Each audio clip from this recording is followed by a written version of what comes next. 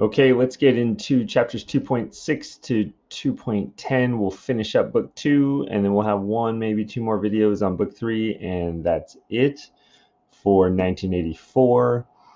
2.6 is mostly about Winston's interaction with O'Brien.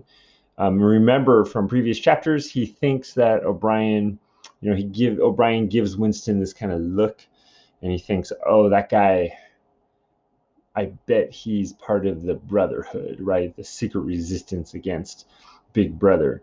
But he's just waiting for a sign, and he finally gets it when O'Brien meets him in the hallway and he compliments him on his newspeak. And what tips him off is he says, I was talking recently with a friend of yours who is certainly an expert. His name has slipped my memory for the moment. And you might think, why would that make Winston think that this guy's a spy, right? He's an inner party guy. Um, but Winston's convinced that he's talking about Sim, or Syme, if you will. Sim has been erased, right? He's been vaporized. He's gone. He's an unperson. And so this idea that O'Brien is bringing someone up who he's not allowed to talk about, who it's dangerous to talk about, because if you talk about him, you're admitting that the party does this to people. So he's thinking, oh, this inner party guy is risking that just to show me that, you know, there's a connection. He's trying to tell me something, because that's the only way you can tell people things is through code. And if you look at this, that's a jump. It's a leap. Like, do we really believe that he's doing that? Maybe he's just talking about a guy who he didn't remember, right? So, but Winston thinks that this is a sign, and then on top of that, the next thing O'Brien says is, well, I want to give you the 10th edition of the Newspeak Dictionary because you're so good at it. And so here's my address. Come by and pick it up. Winston thinks that he's inviting him to his house to arrange a meeting so that they can, make a connection and join the Brotherhood and do all that stuff. You have to wait 2 chapters before we find out what happens. In 2.7, most of it concerns this dream. So we kind of sit back and wait to get to O'Brien's house. But most of this chapter is about a dream that Winston has about his mother. We learn a lot of information about Winston's past here.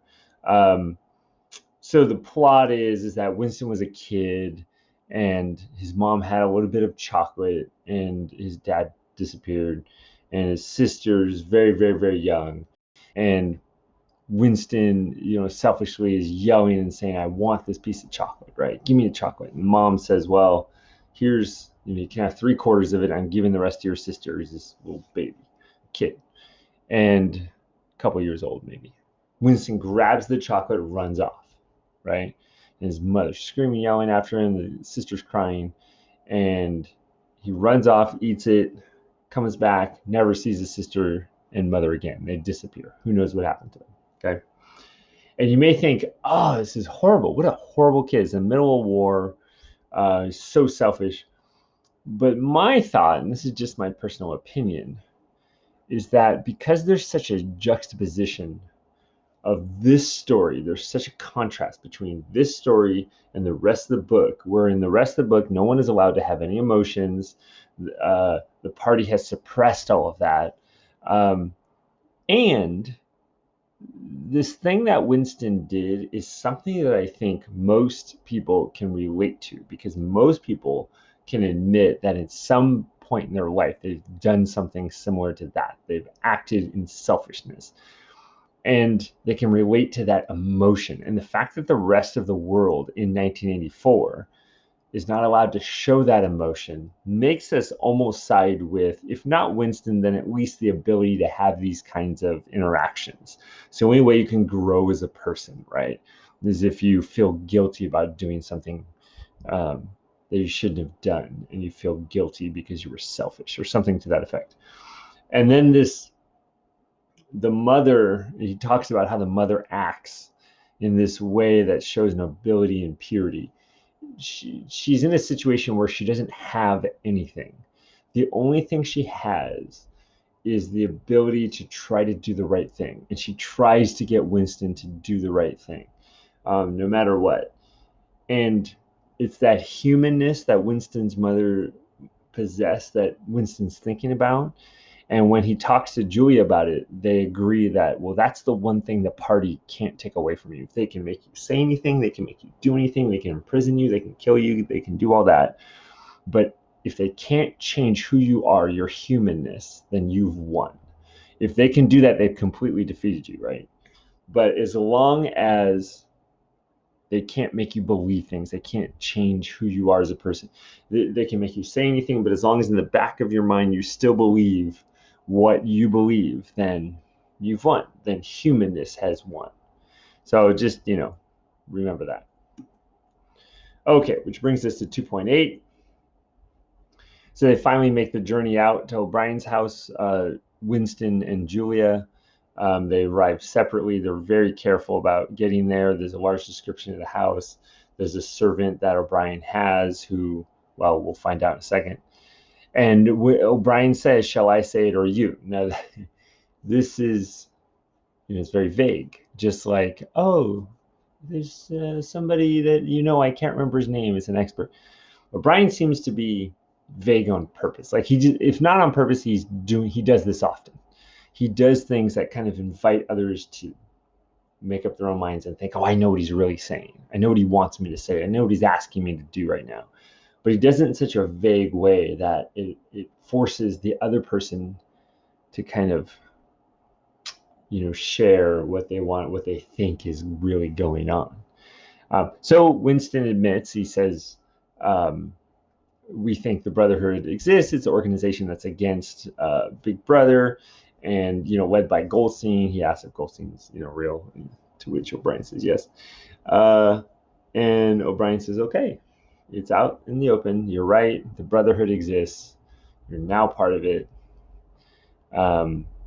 He says, for the sake of the party, we need to ask you some, or not the party, the Brotherhood, we need to ask you some questions. And so we asked them all, are you willing to do this? Are you willing to do that? Are you willing to die? Are you willing to pour sulfuric acid in a child's face? Like, it's pretty gruesome stuff.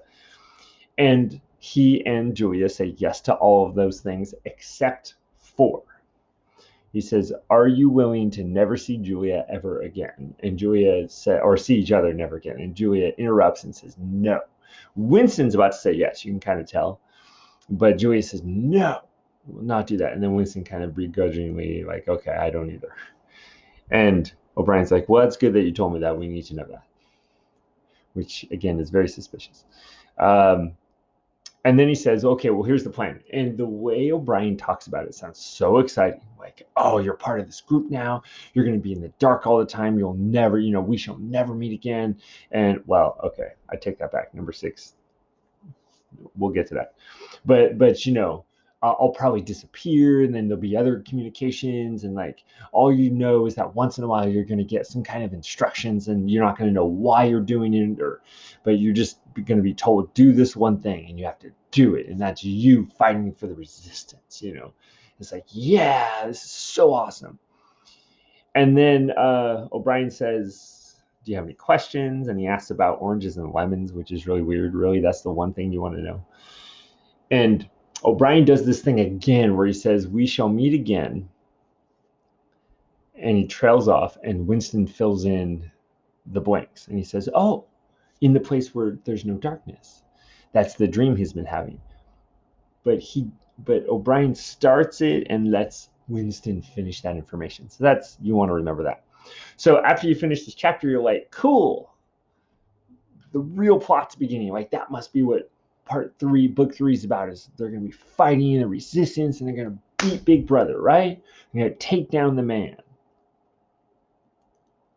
So then in chapter 2.9, we finally get to Hate Week. They've been talking about it for a while. And actually, by the time 2.9 starts, the Hate Week's over, right? But we get a little flashback. And the biggest thing that happens, there's a big description of it, but the biggest thing that happens is right in the middle of all the ceremonies, they switch everything.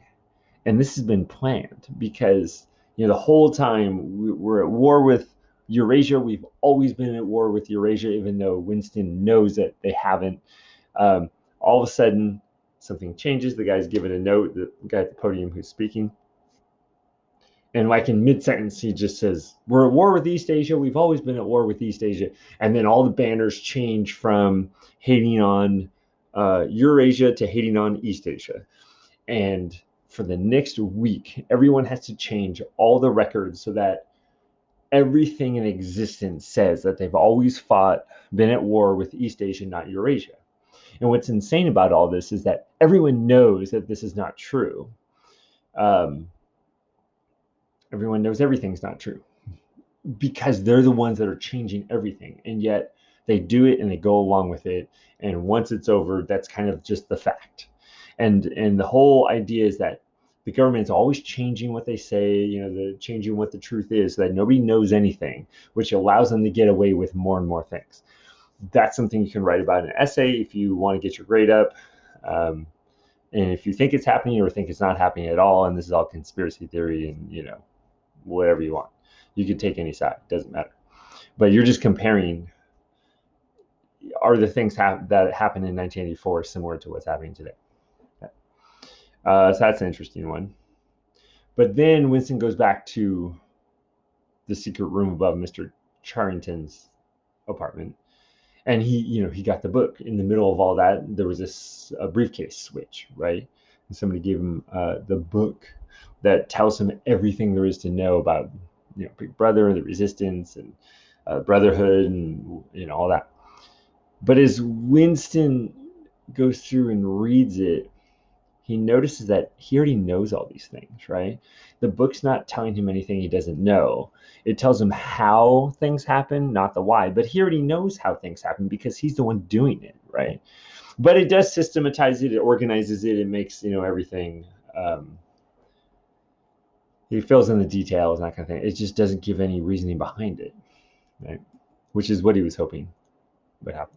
Okay, so then we end the book, not the entire book, but book 2, before we get into book 3. He and Julia are in the room above Mr. Charrington's shop, and they get caught. They say something like, they repeat something that O'Brien said earlier on, which is, "We are the dead." And then all of a sudden there's like a megaphone, "Oh, you are the dead."